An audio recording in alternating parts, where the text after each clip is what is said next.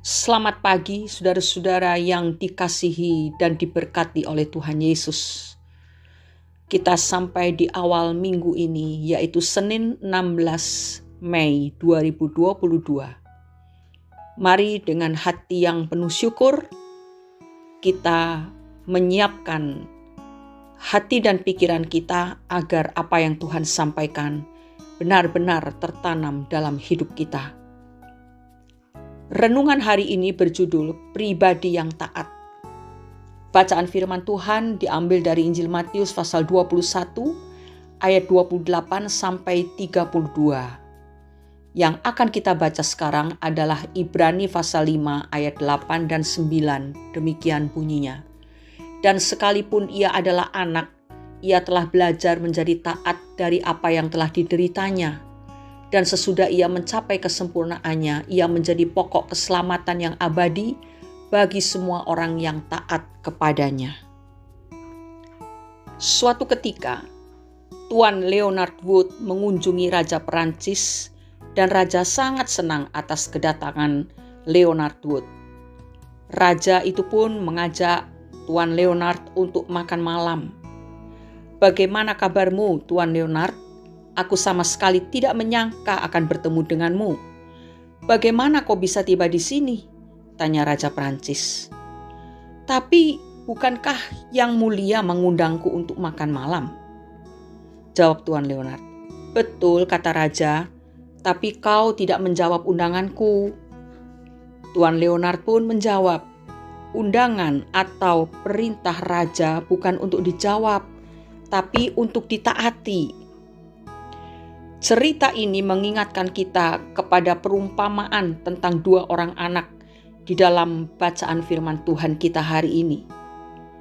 Ketika bapaknya menyuruh si sulung untuk pergi bekerja di kebun anggur, si sulung menjawab, "Baik, Bapak," tetapi ia tidak pergi.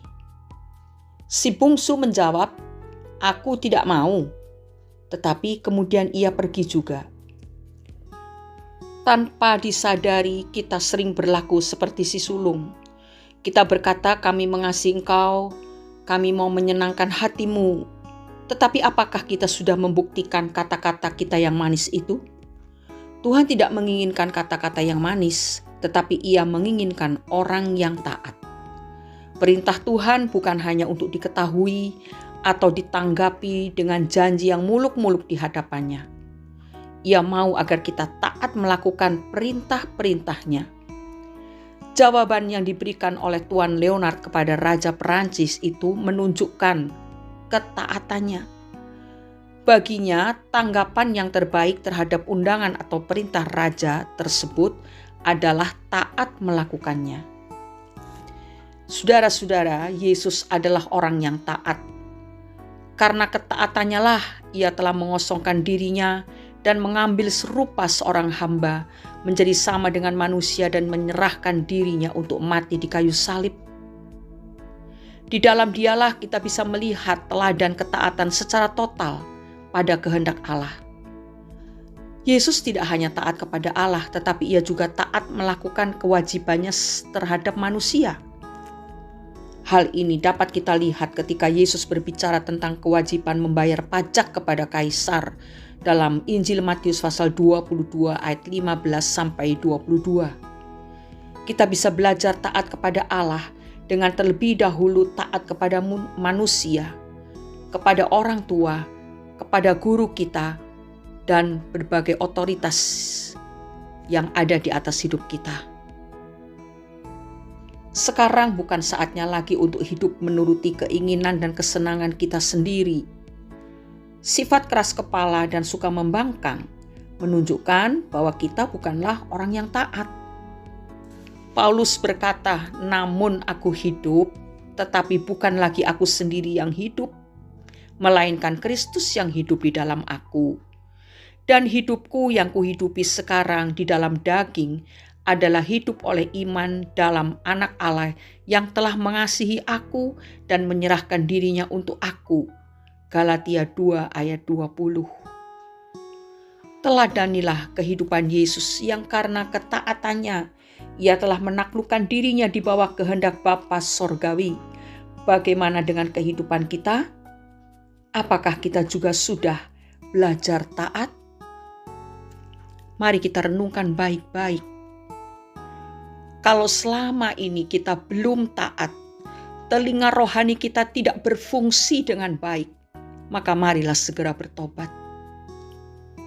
Biarlah kita menjawab panggilan Allah, perintah Allah, bukan dengan jawaban lewat mulut, tetapi lewat perbuatan-perbuatan kita.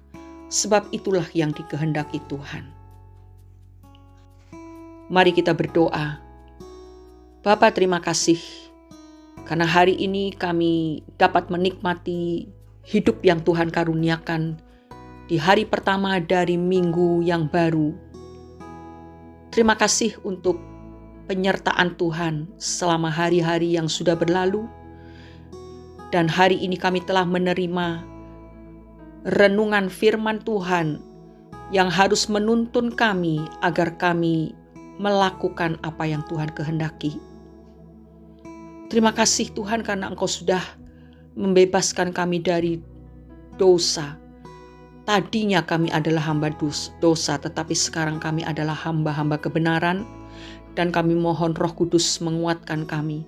Kuasa firman mengajari kami untuk kami merespon kehendak Tuhan bukan hanya lewat kata-kata, tetapi lewat perbuatan kami yang nyata.